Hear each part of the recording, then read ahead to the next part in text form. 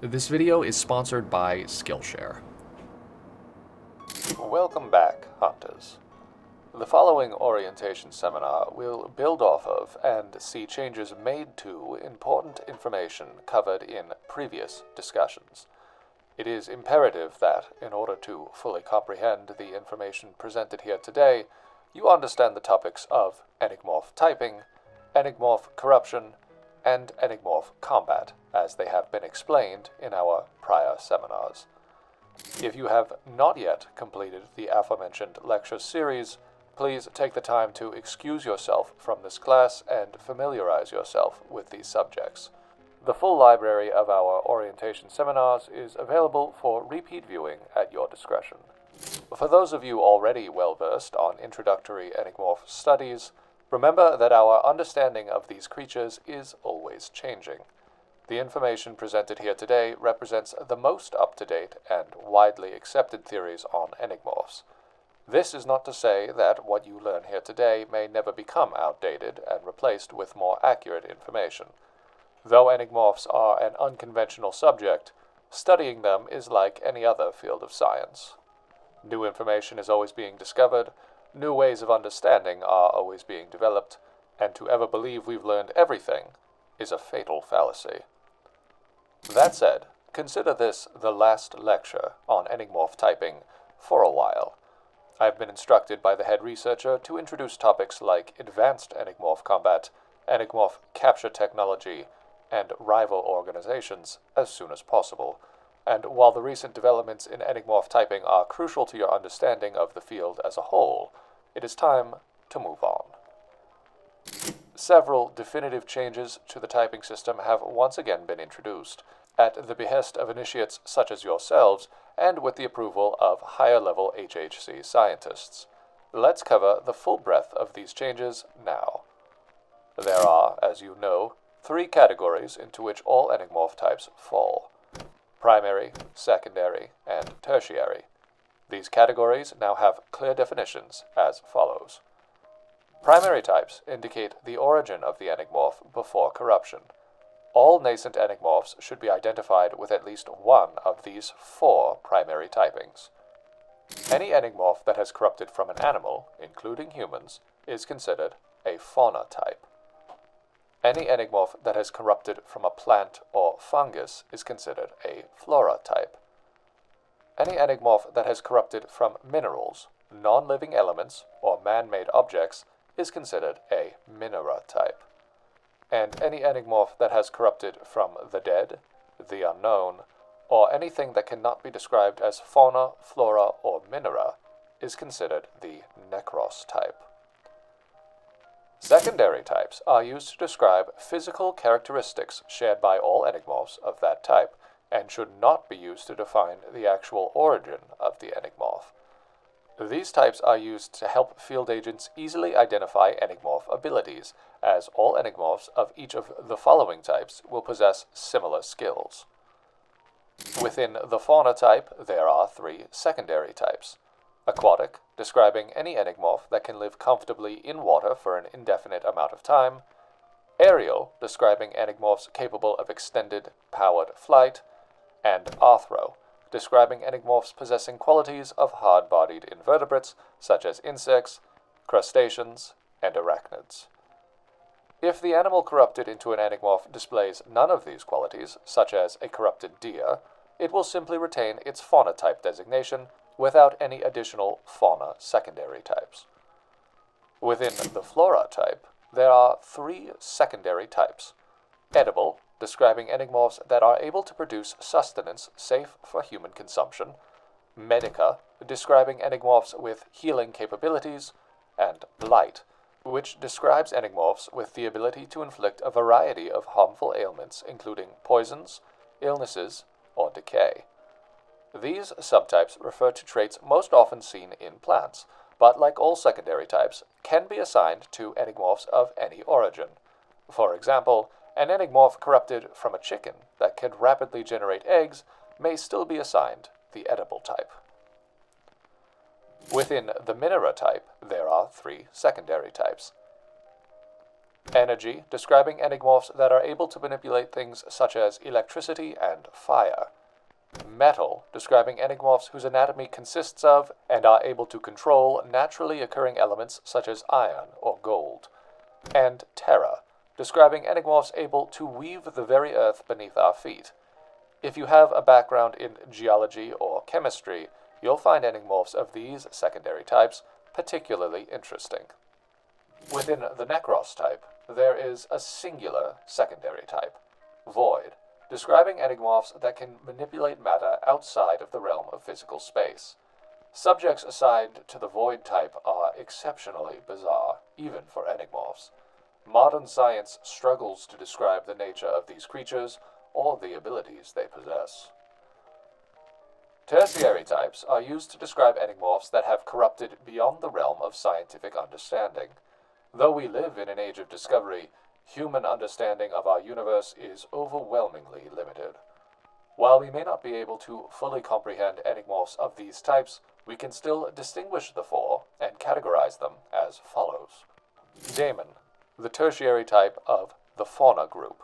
These Enigmorphs were once living beings, sometimes even human, but have since ascended to a realm beyond the living or dead, possessing abilities ranging from psychic manipulation, immense strength, and even the ability to communicate verbally. Machina, the tertiary type of the Minera group, defined as man-made machines and objects of any material, stone, metal, wood, etc., that have attained a level of autonomy equivalent to that of a living organism. These Enigmorphs possess the same capabilities as modern technology, from weaponry and engines to electrical devices and vehicles. Their sentience is influenced by the intent of the human that made them, which means they are often calculating, merciless, and efficient. Fey Enigmorphs represent the tertiary type of the Flora group. These Enigmorphs are nature incarnate, with all her malice and benevolence.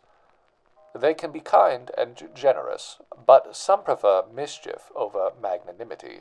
Fey Enigmorphs can create life with a single gesture, growing trees, flowers, and vines in an instant, and can alter human perceptions of reality using mirages and hallucinogenic vapors.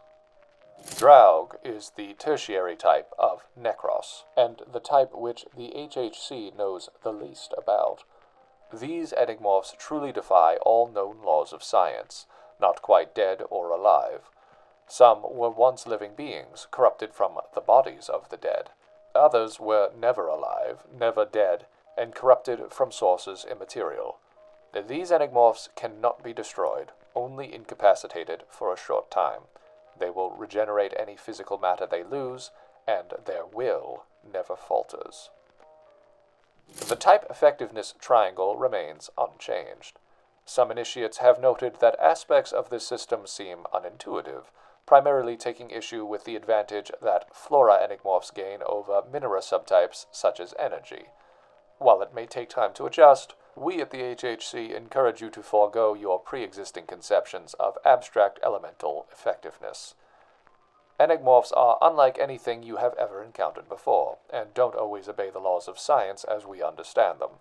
The longer you spend with these creatures, the easier it will be to understand. A final note on typing, regarding the allocation of types in the 3 type slots, and its relevance to combat. Many of you have asked how the location of each type is determined, and if it varies from Enigmorph to Enigmorph.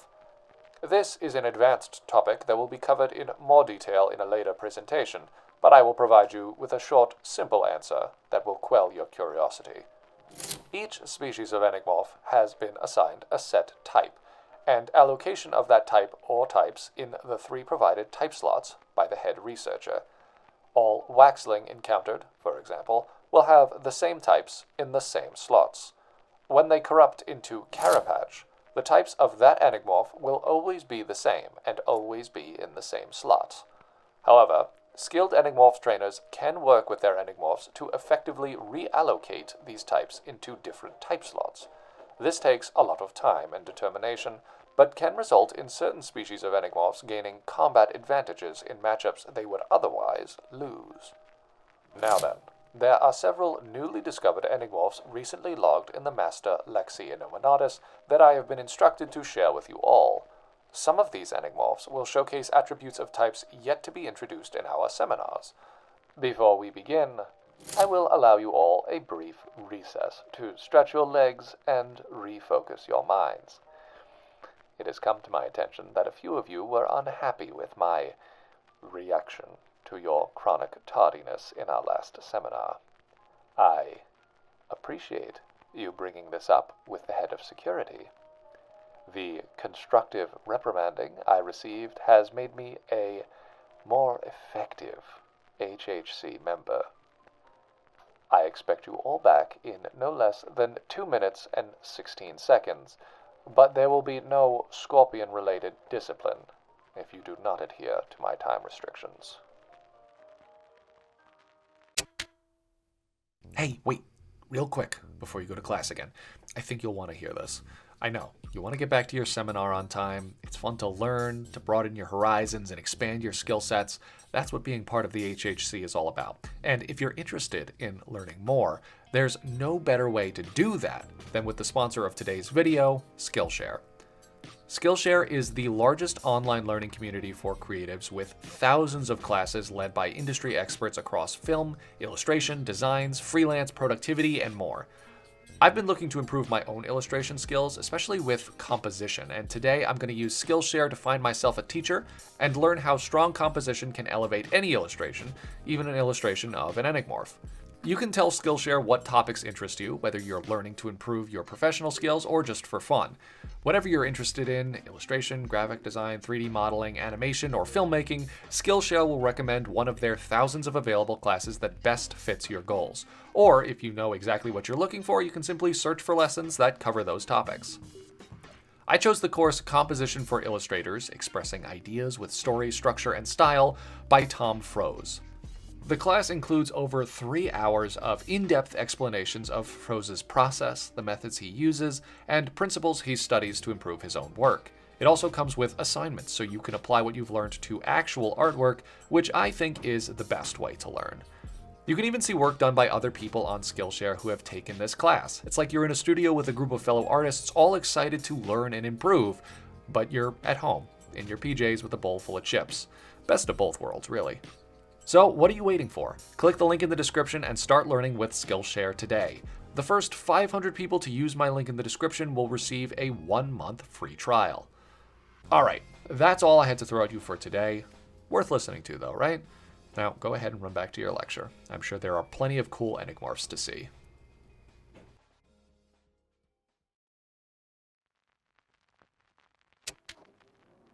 Welcome back. Late though you may be, my last attempt at enforcing time limits resulted in a few misplaced stings that could not have struck a worse bottom. Now I'm responsible for the missing scorpions and Kane's medical costs. But while I have been thoroughly reprimanded by my higher-ups, all you little truants can be rest assured that I will have my authority respected. I don't care how time-sensitive the offers may be. Well, that all seems to be in order. Shall we proceed with the new Lexi pages? We'll start with Woewhorl, a nascent fauna and aerial type Enigmorph. A benign Enigmorph without the typical otherworldly abnormalities so often seen in similar subjects. At first glance, one might even dismiss it as a regular bird. Behavior-wise, it is quite akin to common corvids, with an eye for shiny trinkets. HHC field agents have been able to train these Enigmorphs to fetch valuable items from hard-to-reach places without being noticed. Notable abilities include exceptional eyesight, powered flight, a piercing shriek that can be projected at great distances, and a strong beak that can peck through wood. Woewhorl can corrupt into the Harbinger form Peckpetual, a fauna, aerial, and void type Enigmorph. When corrupting from Woewhorl, Peckpetual retains attributes of its favorite trinkets. The resulting hybridization seems to have bestowed upon Peckpetual supernatural abilities, allowing it and others to see into the future through the mirror on its necklace. Peckpetual has a mind for mischief, and can manipulate the visions prophesized in its mirror. It can deliberately obscure vital information, or completely fabricate a prediction that will never come true. Because of this, hunters in the field must ensure a strong bond with their Peckpetual before they can trust any psychic predictions it may offer. Notable abilities include powered flight, limited clairvoyance, telepathic communication, and the ability to mimic sounds. The apex form of Woewhorl is Forefeather, a demon, aerial, and void type Enigmorph. If we are correct in assuming that Enigmorphs have existed alongside human since the dawn of civilization, it stands to reason that Forefeathers may have been responsible for the founding of several major human faiths. They resemble depictions of deific figures from cultures all around the world, and their ability to communicate with humans can make them akin to cult leaders, amassing hordes of devout human and Enigmorph followers. It mimics human voices, often in a chorus of 3 individuals speaking in unison. It tells of future events, some true and some false. Trainers, fortunate or unfortunate enough to work with these Enigmorphs, insists that they have a sense of humor, and enjoy deliberately misleading foolish mortals with psychic readings that will never be. They can also alter reality with psychic waves of energy, convincing their victims that these false prophecies are coming to pass before their very eyes. Notable abilities include powered flight, clairvoyance and psychic manipulation, human vocal mimicry, and telekinesis. Up until this point, we have yet to see an example of an arthro or edible Enigmorph, but that's about to change. Introducing Melimiles, a nascent fauna, arthro, and edible type Enigmorph. Enigmorphs display a broad spectrum of intelligence, ranging from simple problem-solving skills to complex communication. Melimiles may not, at first, exhibit any traits that humans would equate to high-functioning cognition. However, extended studies of these numerous Enigmorphs show that, like the honeybees they corrupt from, Melimiles are masters of architecture, navigation, and communication. They can build enormous structures when working together, and these towering megalopolises sometimes outscale even the tallest man-made structures. Melimiles also produce a high-calorie sugary syrup, similar to common honey, but with an additional unknown element that is incredibly nourishing. A human could sustain themselves off of a single jar of Melimiles honey for a week and still be healthy, happy, and energetic. Notable abilities include weapon proficiency with their handmade honey clubs, the creation of a nutritious and delicious goo, and advanced communication and social skills.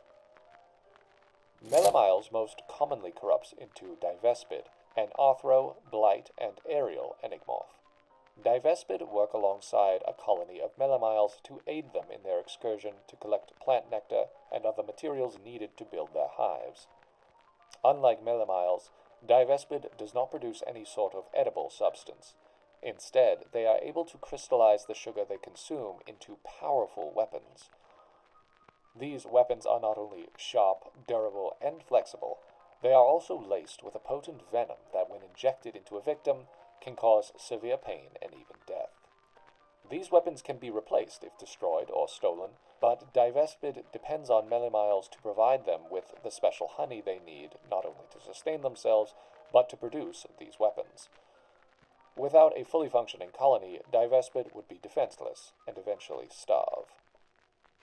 Notable abilities include weapon proficiency with their handmade sugar spears, production of a highly lethal venom, powered flight and the ability to carry humans, and immense strength. On rare occasions, Melimiles will corrupt into Meliarch, an arthro, blight, and fey Enigmorph. Meliarch is an example of an apex Enigmorph whose corruption is induced by other Enigmorphs, namely Melimiles. A colony of Melimiles will decide on an individual, usually one with exceptional leadership, combat, or strategic accolades, and feed to that individual a special chemical concoction not dissimilar to the royal jelly fed to honeybee larvae. This royal jelly causes the Melimiles to corrupt into Meliarch, and any trainer in possession of a Melimiles who wants to corrupt it into this apex form must somehow obtain that same jelly. A Meliarch will lord over its colony with the same vigilance as a human queen, ensuring that all of its kingdom is healthy and working hard. Meliarch does not depend on its colony to defend it, however, and wields a deadly venom as well as uncanny supernatural powers to dispatch foes. The venom of Meliarch can be diluted to create a unique alcoholic beverage that can quickly inebriate all but the heaviest of drinkers. This Melimede is prohibited on HHC property. Notable abilities include control over wild Melimiles and Divespid, a potent venom that can incapacitate or even kill, weaponized pheromones, and advanced communication and social skills. With this, we conclude today's orientation seminar. Somewhat longer than others in the past, but I appreciate your continued attention almost as much as I resent your complete disregard for my authority. Anyway, if you have any questions about the information presented here today, and I sincerely hope you do, please write these questions down below in your notebooks. I'll be sure to address your curiosity as soon as I can. Alright guys, at this point I usually talk a little bit about the steps that I took to create the illustrations showcased in this video. I feel like this bad boy is already a little bit too long though, so I have another idea. I've been thinking about periodically making Q&A videos, answering some of your questions relating to topics such as my illustration processes, ideas behind my designs, and thoughts about the Enigmorph project as a whole. I like answering in-universe questions in character as this unnamed Proctor, but I also get questions about real life and how I come up with all this stuff. I'd like to address those questions from time to time and spend more time doing so.